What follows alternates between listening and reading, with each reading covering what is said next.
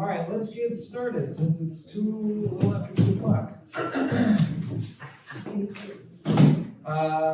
Before we do anything, Chris, I'm gonna make a propose a slight amendment to the agenda. Do I need to do that before everything else? Roll call first?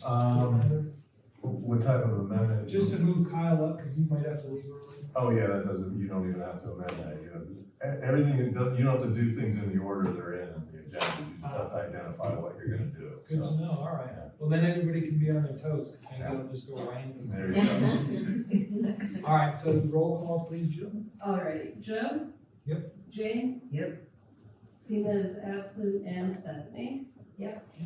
And I'll say really quickly, welcome to Stephanie Martin, who's the newest board member. I'm not sure if anybody has had the chance to meet her yet, or if they already know Stephanie. Stephanie, we're glad to have you on the board. Thank you. This is typically sometimes we get a public audience, sometimes not, but this is usually the personnel and everybody who's here. We record the meetings, my recording device is back there. We end up posting on YouTube, so just keep that in mind. And then I would just say, generally speaking, since you're new to the board, I still feel like I'm new to the board, even though I've been on for a year and a half. Feel free to ask whatever questions about anything, right? I would just assume personally that you're coming from the standpoint where this is all new, and so you're gonna be learning, so feel free to ask questions about anything that comes up. Perfect. Okay. So the next item is the reading of minutes for the January 14th annual. Is there a motion to approve those minutes? Okay, is there a second? Any amendments to the meeting minutes? It's pretty bare bones, annual meeting. Hearing none, is there a motion to accept, I'm sorry, can we get a vote, Jill? Joe? Jane? Yep. Stephanie? All right, next is the regular meeting minutes for January 14th. Is there a motion to accept those minutes? A second? Okay. Any amendments, Jane? No. Steph, assuming you maybe watched the video on YouTube? Okay. All right, can we get a roll call vote, Jill? Joe? Yep. Jane? Yep. Stephanie? All right, public comment. Any public comment? I have one. Right, please state your name. My name is Jackie Cummins. Is that all you need? Yes. Recently, there was an emergency water main break, and the city of Meadville had shut off the water for 8 o'clock in the morning to 4 o'clock at night, and then they made advice that everyone boil the water for 3 days. The housing authority is the customer. The residents were not informed. At least no notice was given to them. It was all word of mouth. And I think that this was an oversight, that it should never happen again, that the people should be informed that they need to boil the water for 3 days. Great, thank you. I don't know if there's any comments. We were dealing with the same emergency everybody else was. Yeah, thank you, Jay. Good to keep in mind. Any other public comments? So the resident council reports, do we have any resident council reports? No, they're doing good, finance good, so. Okay. So we'll just keep clipping along, and Kyle, if somehow we get started, I'll move you up. Report of the acting ED, John? I shouldn't say acting, we'll fix that. Yes, it should. That's my error. Go through a couple things. Chris and I are in the final stages of resubmitting the conflict of interest waiver. We're going to be proposing exactly what was originally discussed, where the tenants that are there, the one tenant's lived in the same house for 29 years, he's been on for 9 years. If the waiver is approved, they'd be allowed to stay there. We just wouldn't give any new vouchers. When we first started waiving, there were 3 tenants in colors that are on Section 8, now there's 2. So that's a modification to it, and it was approved then. We just wouldn't take any beyond that. HUD is on the verge of approving before, so I don't see any problem with that whatsoever. A couple other things, we finished the computer upgrade at Hagen, more or less. They're still working on remote access, but within the learning center itself, they're up and running. and we redid the copier lease. The copier lease, we had 2 large copiers.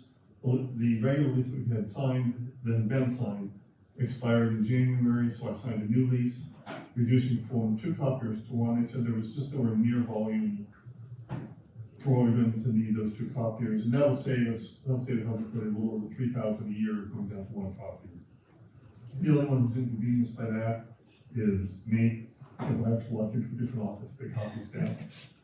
On a similar note, as far as saving money, we contracted with Gary Betts Consulting.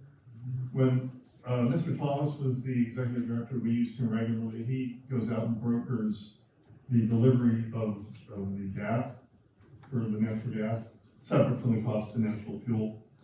We did not use his services for the last 5 years, but I have re-engaged with him.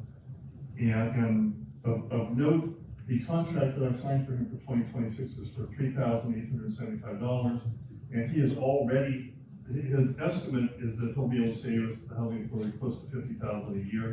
He has already gotten us $9,798 in sales and usage that have never been collected on the last several years worth of natural gas which we being refunded to us. So literally triple what we paid him, we're already getting back. So I believe that's going to be very much favorable for the housing authority. A couple other things, these will become actionable items once we get down, but I'll explain a couple of them right now. The Family and Community Christian Association is who has the daycare out at the Learning Center. And last year, being new in the position, I was late getting a lease to them. So I did reach out to them and ask them when they prefer to get that. And actually February is when they do their budgeting and when they would prefer to get that. So I'm closing the lease, the proposed lease, and the resolution for such later in the packet.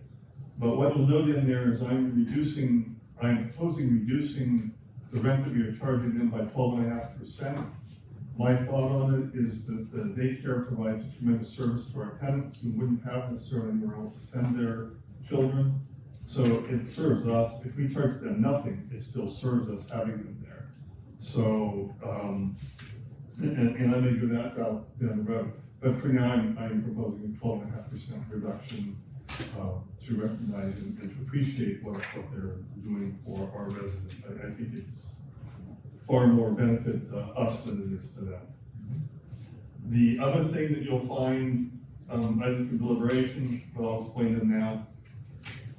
It was time to amend the payment standards for Section 8. HUD puts out new standards every year. They usually come out in October, but they don't usually publish it until January.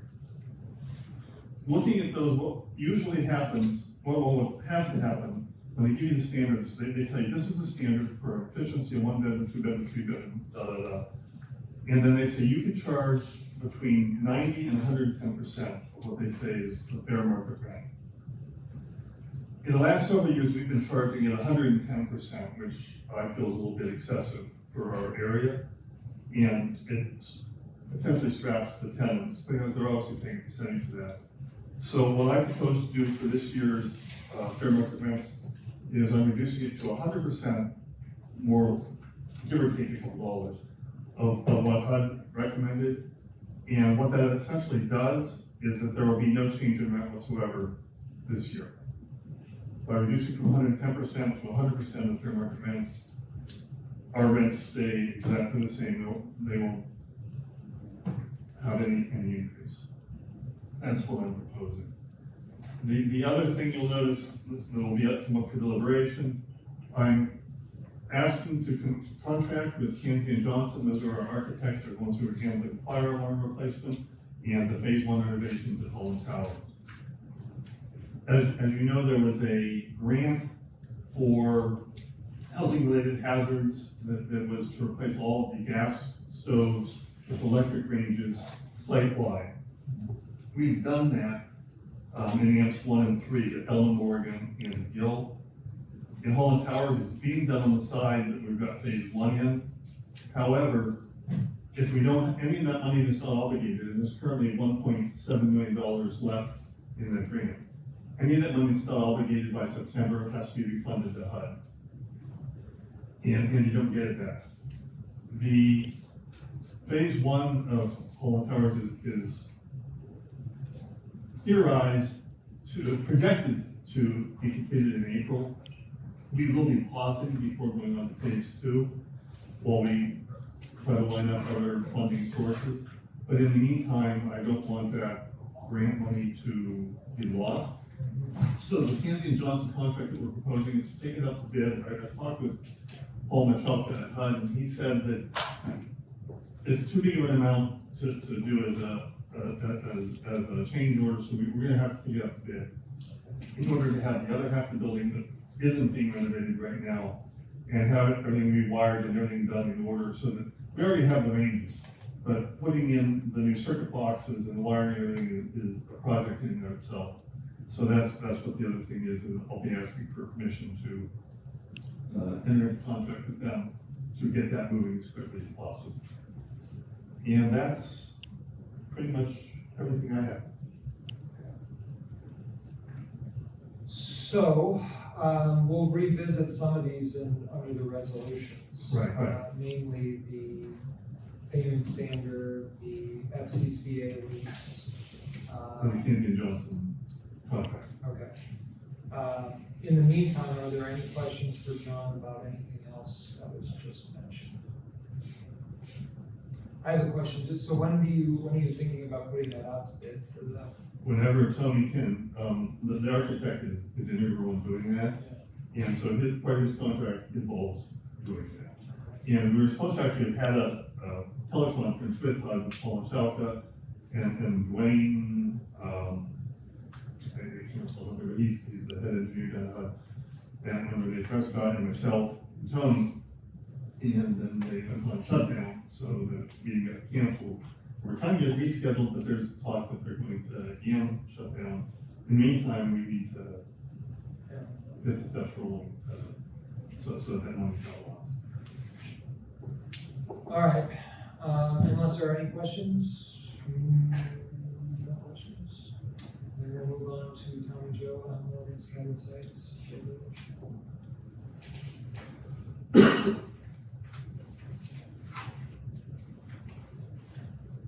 So, by the way, sorry to interrupt, before you get started, if you have your packet, like a lot of the information that'll be presented is in the packet. I think in the future we'll have the board packets numbered, so we can say, hey, this is on page whatever. For now, this would be under board, so after the minutes are laid out from the previous meetings in the board packet, this would be under board report January 2026.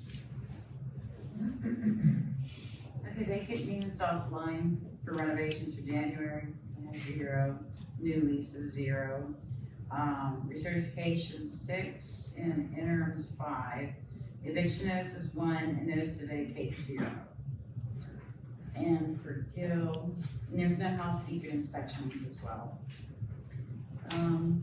I don't have any units offline, it says for Gil, for January, 0 new leases, annual recertifications 5, and interims 1, and no housekeeping inspections. For waiting lists, we didn't have any 1-bedrooms. We had 8 2-bedroom applicants, 4 for the 3-bedroom, 1 person for the 4-bedroom, and 3 people for the 5, which we do not have any 5-bedroom. And unfortunately, I mean, we can, if we have for a person with 4 applications, we could put them in a 5-bedroom, but we're not having any, and the ones that we did have recused is Gil. So that just kind of leaves the 5-bedroom people out there. And I've looked at their applications, and their families are way too big to put in a 4. I mean, if there was, the parents and 4 kids, I could put them in a 4-bedroom, but not 6 or 7 in the family, so. Sorry, my brain is slow to catch up. So we have, if you could just repeat the 5-bedroom issue. Okay. We have applicants for 5-bedrooms, but their family units are too big for a 5-bedroom. If they had, say the parents have 1-bedroom, and if they had 4 children, we could put them in the 1-bedroom. But these applicants have more than that, so we can't, And that's all 3 that are on the waiting list, all 3 Yeah. families are too big? yeah. What do we typically do in a situation like that? I mean, we wait for a 5-bedroom to come open or they go elsewhere, we just can't accommodate them. Is there a specific policy around the number of occupants in? Well, the reason being is that little kids can share a room. First of all, our bedrooms are not that big. You could get maybe one dresser and a bunk bed or 2 single beds in those units. When they become teenagers, we have to move them to another unit because the teenagers is just too much for them to share a bedroom. So we're really kind of put out there. And yet the answer is that there is it's in the ACOP, I forget what ACOP stands for. One of the policy documents that I sent you stuff as part of like an orientation packet of my own, admissions and continued occupancy policy. So every public housing authority has to have one of those, an ACOP. I don't know off the top of my head Yes. exactly how it breaks down, but that's where you find the answer to that in terms of who can fit in the common bedroom.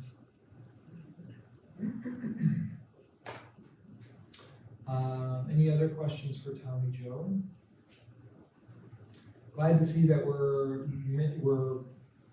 making progress on the vacant units that are not offline. So Gil, we have no more of those, right? We filled all those, is that the case? Fill the units with tenants, you mean? Yeah, because it says No. vacant units not offline.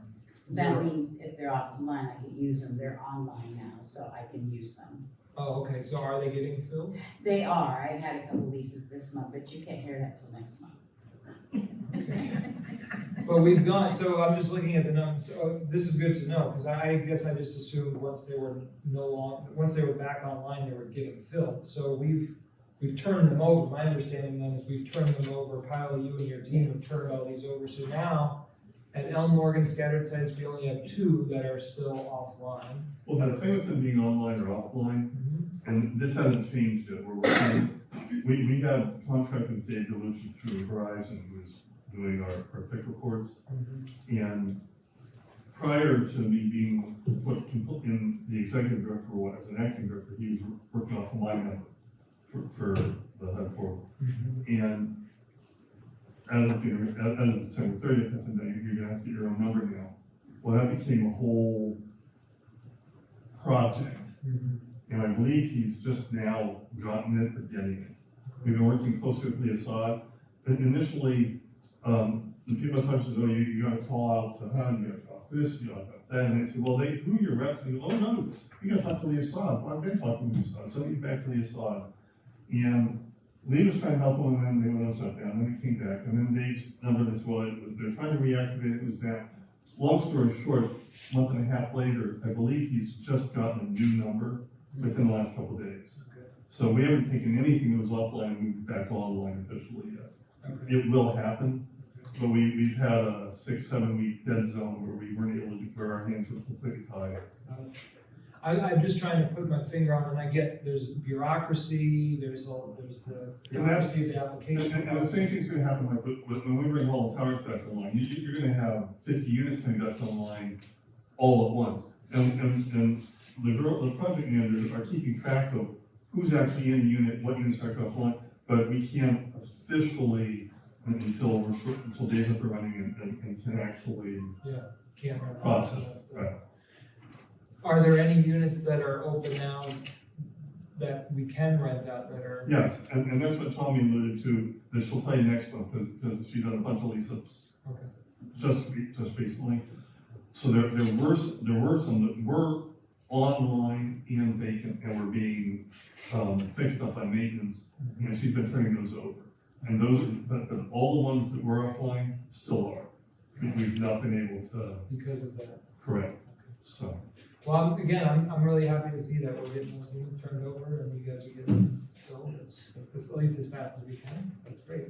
Are there any other issues that we can help out with? I think I've asked this before, but it seems like in terms of the turnover, you're doing what you can with what you got. Yeah, it's just a little slower in the winter months with snow, and we had some water line breaks and Yeah. sewage backups and stuff like that. That's really taking some time, but Okay. hopefully with the weather getting warmer out, we can spend more time in there. And then ideally next month at our March meeting, we'll not only have better numbers for, how, getting those newer online units filled, we'll be closing that gap then between, the units that are just sitting vacant, whether offline or whatever. Correct. We're closing that gap, that's the plan. That's the goal.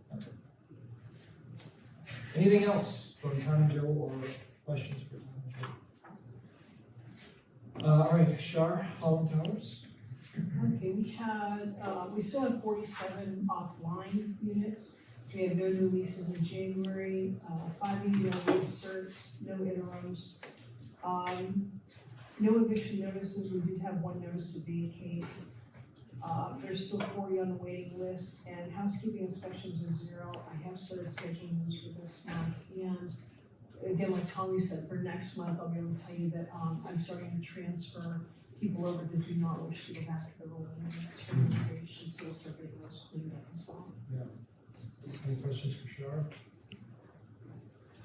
So Steph, just as one of probably many updates we could give, I can't remember when it was exactly that the board passed an annual housekeeping inspection policy. So there are regular, you guys can fill me in on this fill Steph in better than I could. In terms of the amount of housekeeping inspections we do, when we do housekeeping inspections, but among other things, the board recently passed an annual housekeeping inspection that requires us to check in on units on a regular annual basis.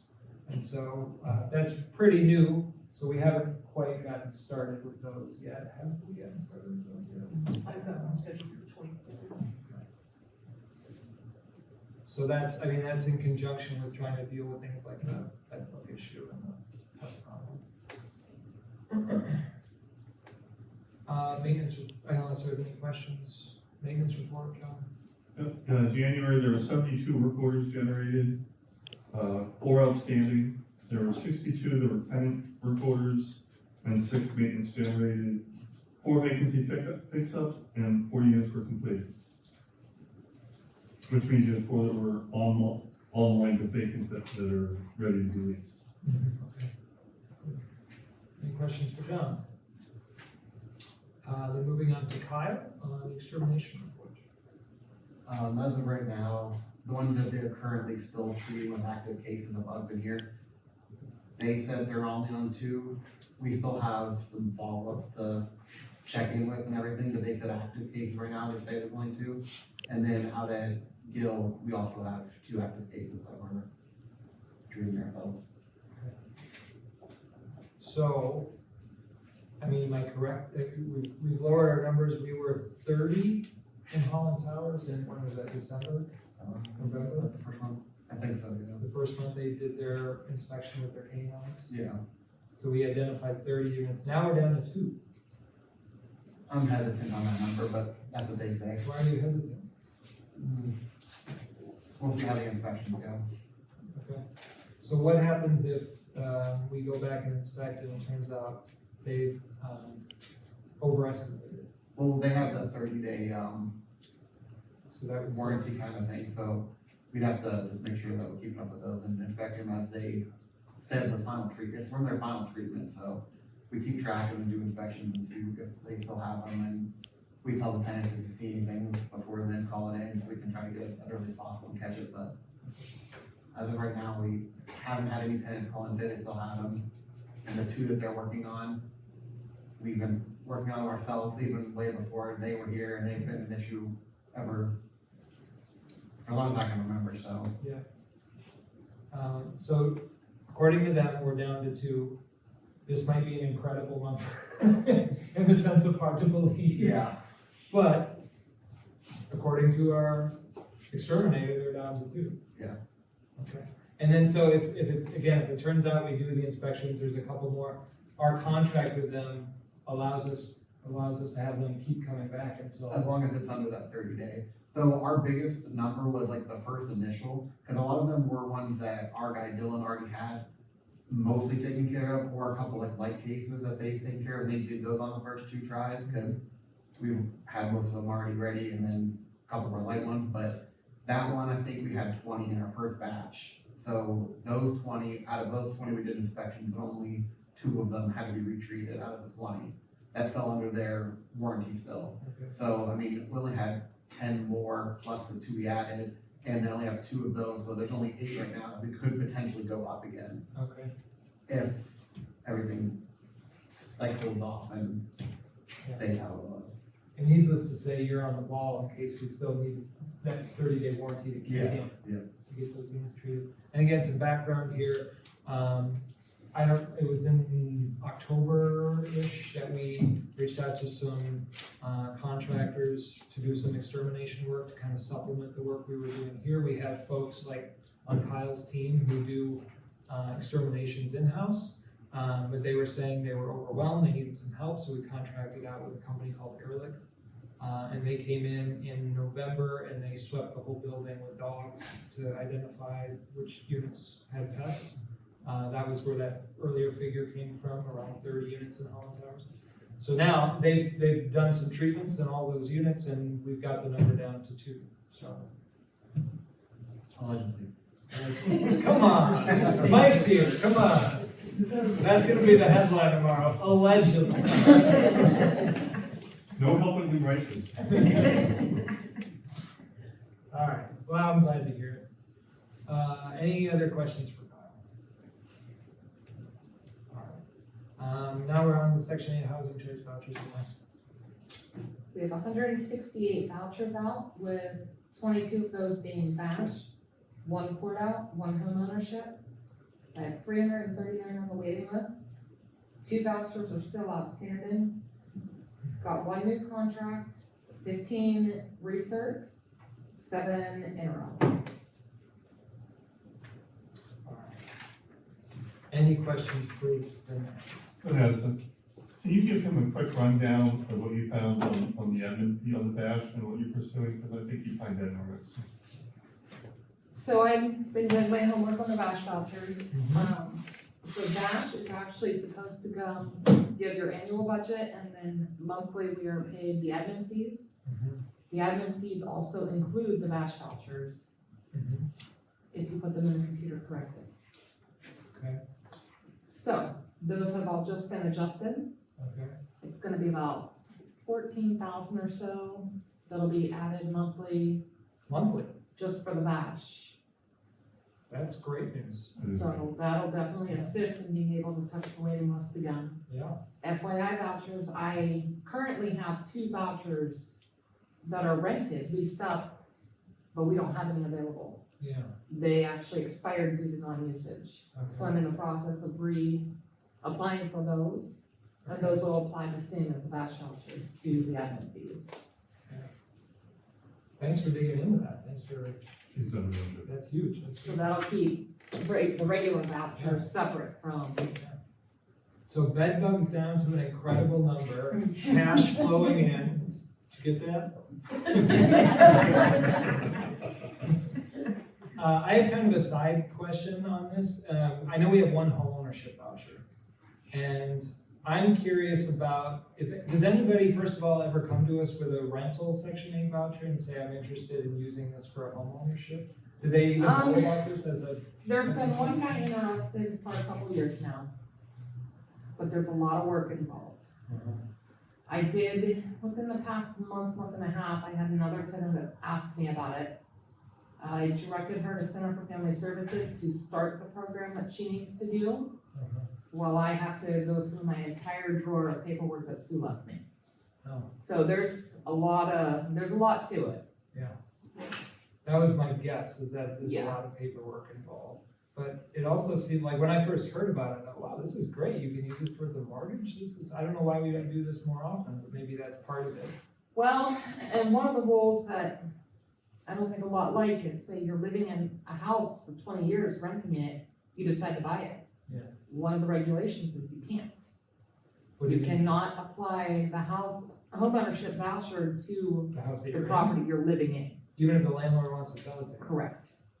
Weird, It has to be a whole new property. wow. And I think that's where a lot of people are kind of deterred at. Hmm. They don't want to relocate it. Interesting. Yes. Okay, so that's one other thing, one other good comment, I suppose. Do we, well, I guess I'll just leave it at that for now, but yeah, that's good to know. anything further? Well, I just, the gap between the number of people on the Section 8 wait list and those that are currently vouchered, I would just like more information about that in terms of the, word on the street of Meadville is that there just aren't enough, properties that take Section 8 for people, or is it also that we don't have enough distribution from HUD for the need that exists here? It's a combination of both. At the current moment, we've got quite a few landlords, I've got 3 vacancy landlords that I work with, Section 8. A lot of where we're at right now is the funding to be able to pass out the vouchers. We got in a situation last year where we got overleased. And there are some, HUD trainers, not people for HUD, but the trained housing authorities, and that promote this thing that just keep issuing vouchers and huddle up their funding. It doesn't work that way. We actually leaned in that direction last year and then got our hand slapped. HUD said they were released. For several months, we were forbidden from putting any more vouchers out there, and we had to more or less write an apology every month when we sent in our VMS reports to HUD, telling them why we were released. And we're not in that situation now. But the thing with last year being released, we were able to use some HUD health reserves that they had in order to help fund some of that. And we've been told that this year that won't happen. Not just for us, I mean, it's not punishment, but the funding countrywide is reduced. And so we were told that you do not want to get in an overlease situation, you don't want to give more vouchers out than what you got coming in, because they will not bail you out this year. So we were very careful not to put up more than we have, because if you do, and you run out of funding in a month or 2 or 3 before the end of the year, those people aren't gonna, how are they gonna pay the rent? So we have to work within what HUD's willing to fund right now. I heard the same story, I mean, even before coming on board. And there's truth to that, I'm sure, in certain individual cases where somebody has a voucher and they want to rent from someone and that landlord says, no, they're not interested. But yeah, it's important for people to know that we are fully leased. We're at the maximum that we can, as far as the funding that we have. So until we get a federal government that's willing to, devote more money to the Section 8 program, we hit our I think there's a general public misconception that like if your income qualifies, that you should just be eligible for that money from the government, but it's clear. There's a fixed pot of money. Based on your location, there's only a certain amount that they will issue regardless of need. Yeah. Okay. So, the housing authority, and particularly Vanessa and Richard, they are administrating that program, managing that program. We manage it. The funding comes from HUD, the funding comes from the federal government. And so it's all a question of how much they're willing to appropriate for that program. And I don't know if anybody knows the history, my sense is that it hasn't really budged for a really long time. Right. And the cost. No matter who the administration is, that the federal government hasn't really considered it a priority to give more money to Section 8. And this year in particular, not just Section 8, but public housing as well, the funding's down, and significantly down. Excuse me. For public housing, in years past, when we get told, there's a process we go through, formulas that they get fed into based off our utility usage, and then HUD uses that to figure out what your subsidy is going to be. And then when you go into the year, they use a proration factor, and in prior years, just for an example, let's say that we got $100,000 a month for our operating fund for public housing. They've been using proration factor, let's say at 105% or 108%. So you actually get 108,000, not 100,000. But this year, what we've been told is you'll be lucky to get 89 to 90% proration.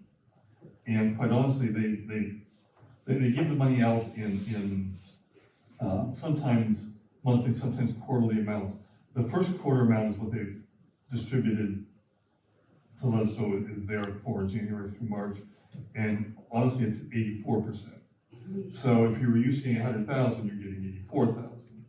Hopefully that'll bump up some, because most authorities saying it's gonna probably be 89, 90% if they're balanced. But for this first quarter, it was absolutely at 84%. Hence, a lot of our problems, our difficulties. Anything else for Vanessa? All right, Richie. January, we had 32 inspections, 15 pass, 12 fails, 5 incomplete, inconclusive, or others. So Steph, Richard's job is to do the inspections for people who are renting the section in vouchers, so he goes into the apartments. So what happens when they fail? They're given 2 opportunities to rectify, whether it's a landlord obligation or a family obligation. Okay, And if they don't do that, they go into abatement. okay, And then there's a whole separate process for the abatement. okay.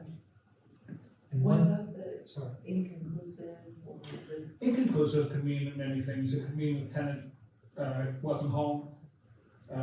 I could not get to the basement for a variety of reasons. I wasn't able to inspect the entire property. So it's unfinished? Unfinished business, Okay. yes. That's- one thing I learned, I can't remember how many meetings ago. So if a landlord and a unit fails 2 inspections and it goes into abatement, that's a cost to them, it's not a cost to the tenant, correct? I mean, fill that in for me and Steph again, or remind me what it was, like, basically, the tenant gets to stay, they still pay 30%, but the landlord's not getting the subsidy, they're not getting the funding. What if it's a family obligation? If it's a family obligation, it can go into abatement, and that is the family issue then. Yeah. We What would be an do, example of a family issue? Housekeeping, infestation. we have one now that is in abatement, they can be into, I believe we saw 120 days. Mhm.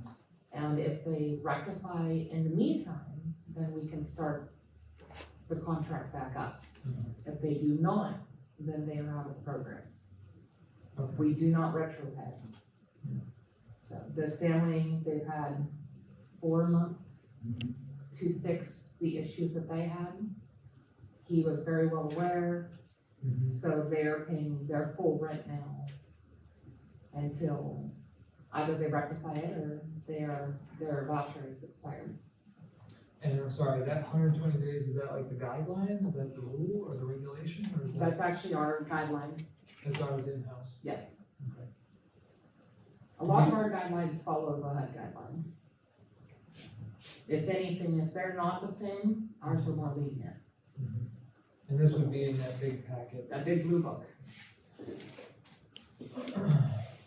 Richard, huh? The admin plan. Yeah. Yes, that's it. And I need to send that to you. so, Yeah. That's what I was looking for online. Okay. Yeah, And then message. and always feel free to email John or Yeah, I. I'll give you. Richard, do we have a count on like, units that are properties that are in abatement? Anything? Whether it's One. just one? Yeah, it's actually my first one. Oh, interesting. Yeah, Is that a landlord or is it a family one? it's a family obligation. So then, on the other hand, that means landlords typically end up getting things in order by the second inspection. Well, I encourage this one particular to both landlord and the tenant to work with each other. And maybe, the landlord expressed, I don't want them to leave. Then help them clean it up. Yeah. You know? Yeah. But neither party has done anything since, so we have no choice. We don't have a good inspection in their folder, so, HUD wants it done every 11 months, We're at 14 months, it's too much. Are there any ways in which we make referrals to other agencies or help people? We I was do just wondering if we they- do, we recommend, what's the one down on Water Street? Center families, you know, we recommend that, caps, you know, typical, if it's elderly, you know, right. But if they're strapped and don't have it, some of these are not free, and the tenant won't pay. You know, I what don't they know any of them are free. Any of No, them. right. Yeah, they charge to come in and assist Right. with that.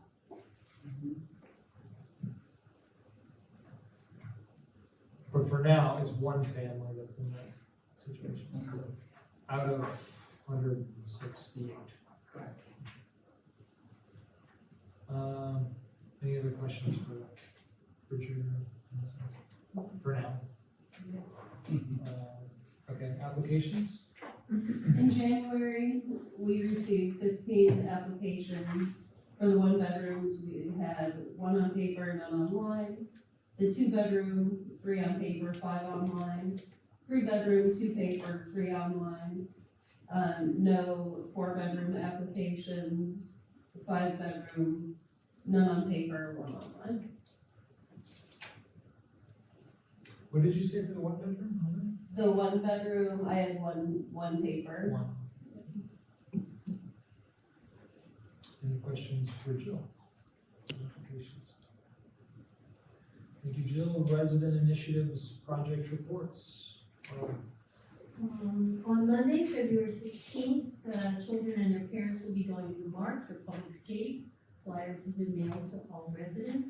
Both William Gill and the Meadville Housing Resident Council want to go to Plaza Lane for bowling on Monday, April 6th, because the kids are out of school that day. Again, flyers will be mailed to all residents.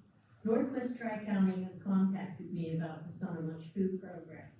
Lunch packets will be emailed to me sometime this week.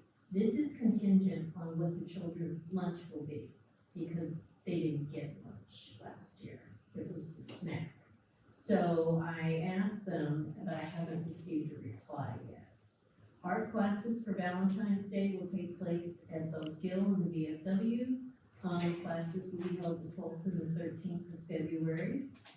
Today, senior food participants received 2 pounds of ground beef. And I'm looking forward to meeting with Stephanie Martin regarding the summer lunch food via the Y.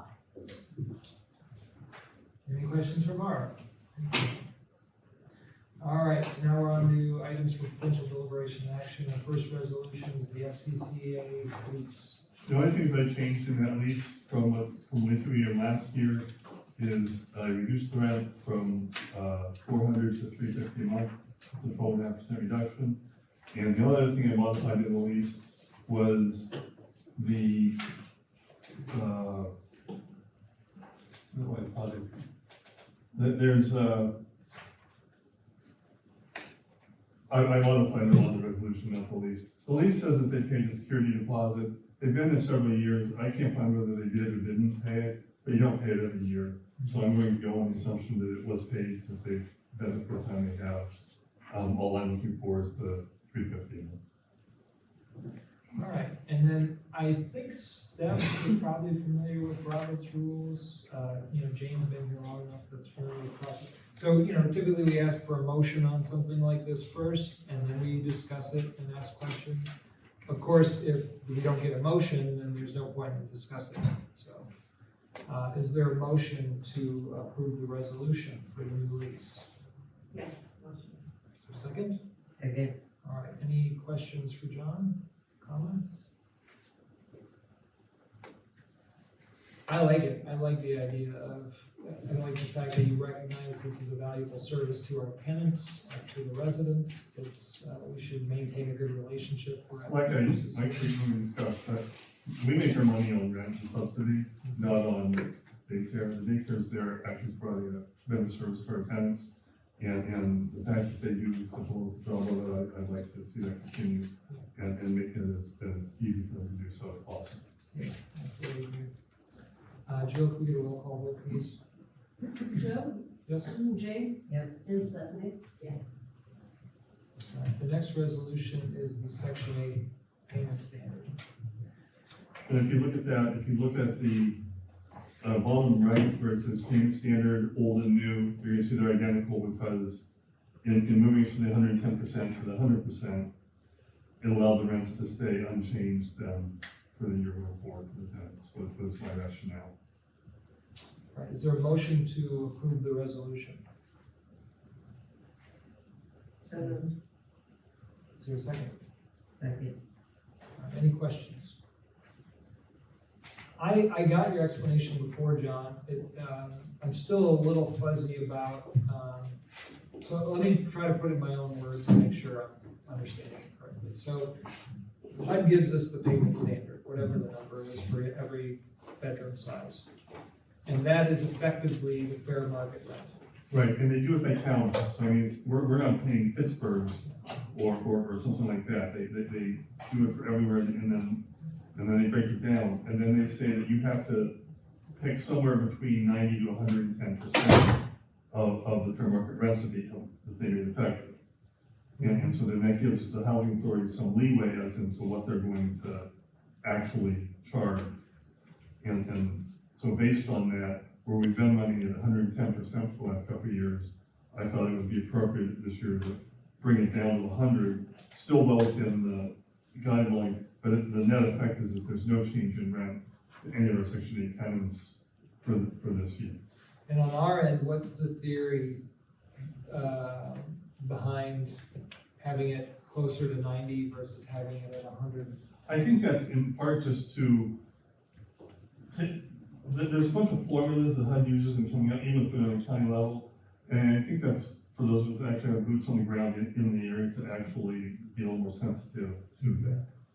Because when I did the HUD training online for the Section 8, I remember them talking about this, and it kind of made sense to me logically. It was sort of like if you do 90%, that potentially frees up a little bit more money to issue another voucher. Is that, am I getting that right? It probably does. The only thing with that is if you go to 90%, there's going to be a pay reduction, which means you're asking your landlords to take a cut. So doing it this way, no one's getting an increase, but there's no cut. And you might be able to, in the next year, take it at 90 if you wanted to. I think it smooths it out so that you've got less impact to the negative impact to landlords as well.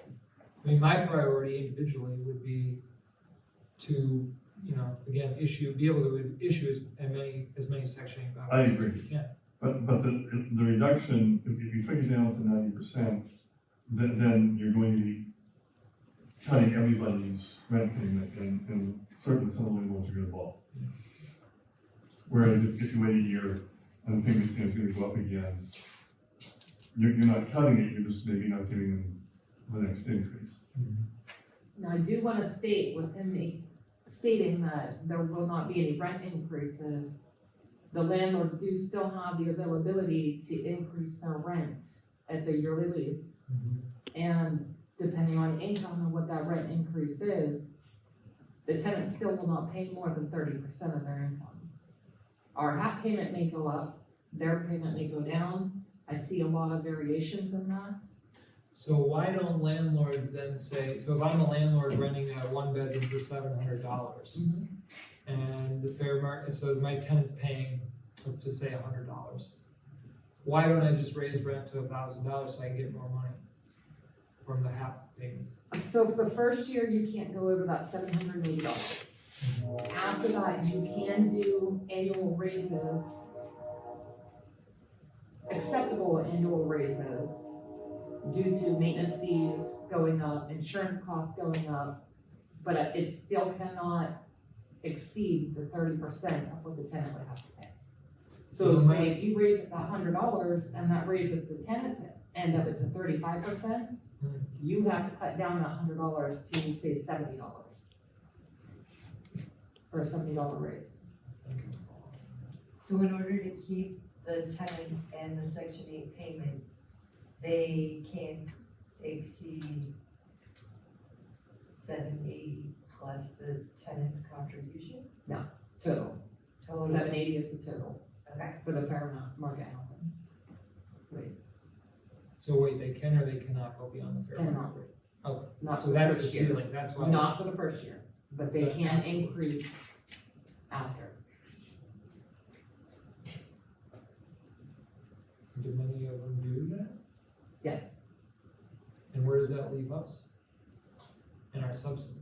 And that's where the vouchers come in on, even if you lower the fair market, but doesn't allow for more vouchers.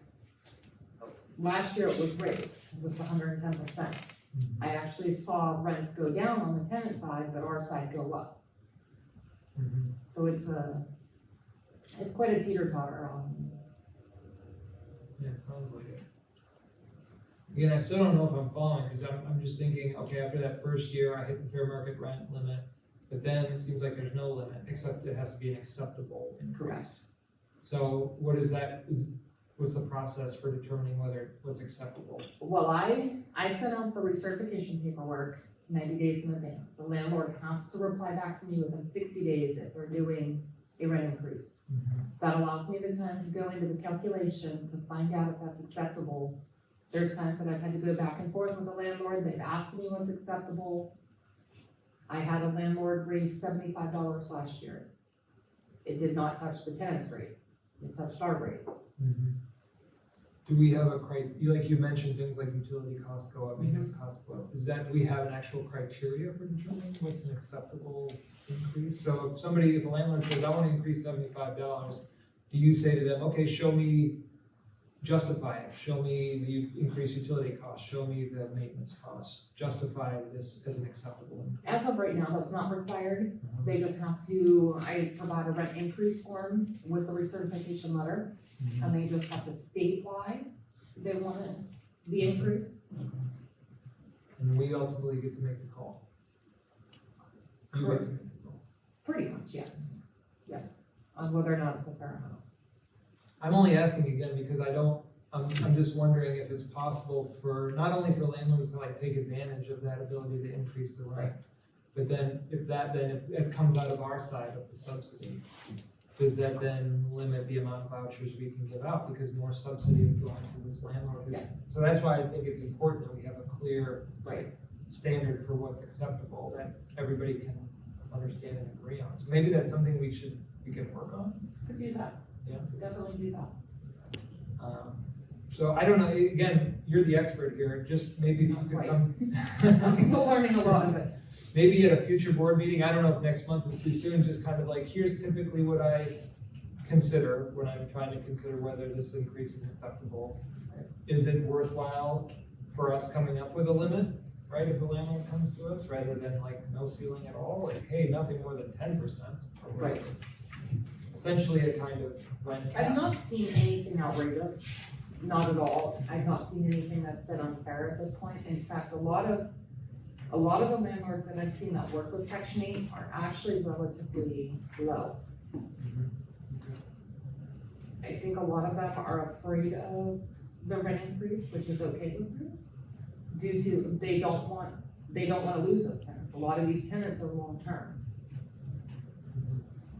They don't want it to affect their payments and their cost of living.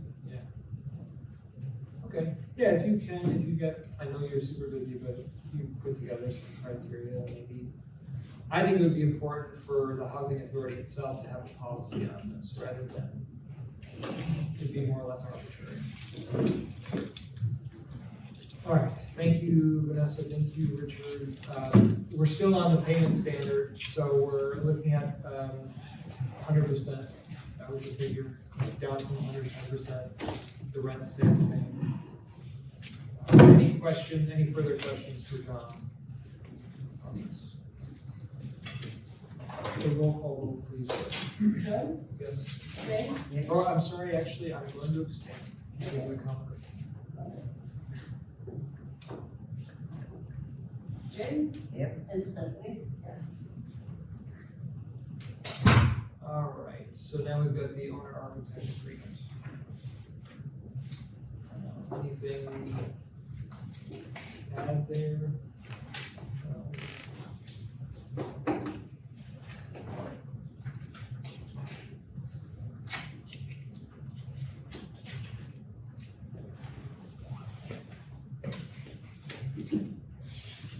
It's a big packet. Those pages are numbered, so when we came through, so look at pages 5 and 6. What you're looking at is a fixed fee of $51,150 is the fee we're proposing for getting this ready to bid. And do you have any thoughts on that? I mean, you already explained the context for this. Yeah, we have to do this in order to take it out to bid. This is a HUD requirement. And if we don't do this, we've got the $1.7 million sitting there that's only allowed to be used for this program. We've purchased all the ranges, we've replaced all the gas with electric at Elm, Morgan, Gill, and half of Poland Towers, but the other half is still all gas. And so either we move on this and take advantage of that other money, or it's just gonna go away. And then you really haven't alleviated the risk from the gas ranges. In the first place, half the building is still hooked up with gas. So that's the choice in front of us, as opposed to fiddling with the numbers. Right. Do I have a motion to accept this agreement? Is there a second? Any questions? Jill, roll call vote, please. Joe, Yes. Jane? Stephanie? Yes. Treasurer's report.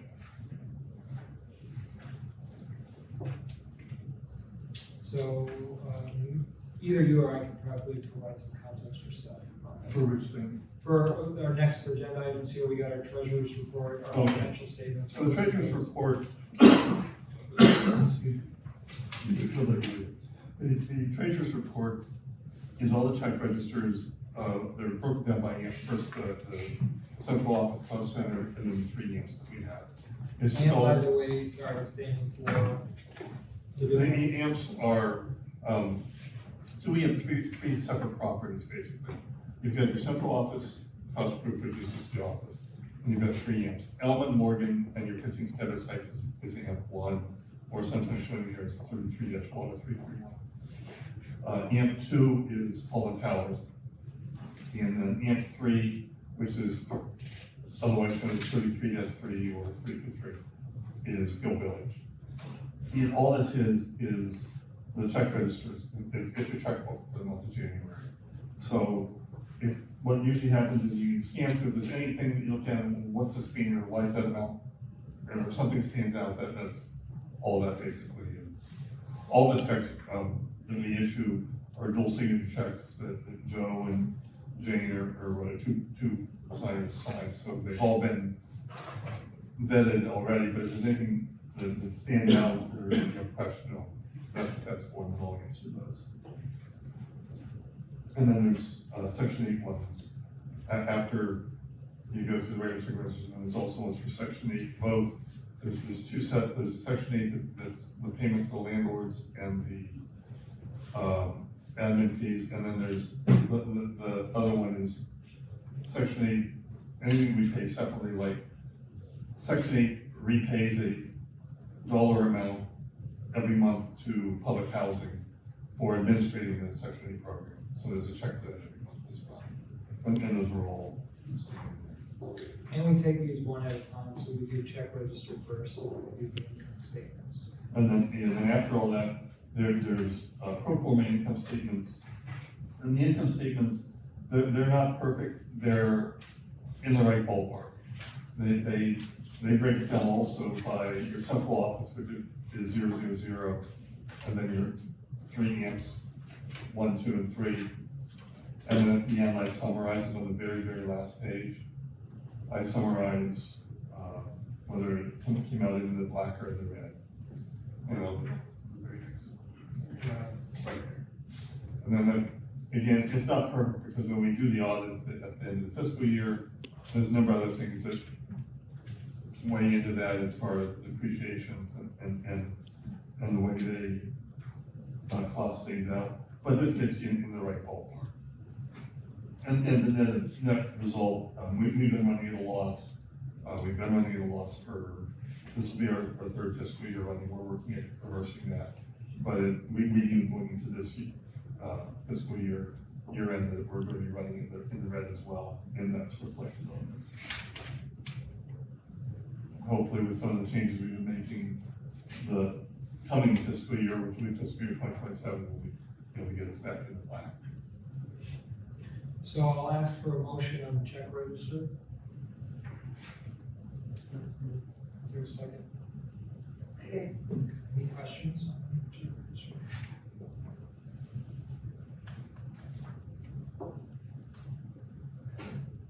All right, Jill, Joe? abstain.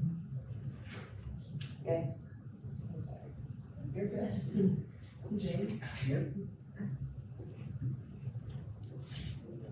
All right, is there a motion to approve the income statements?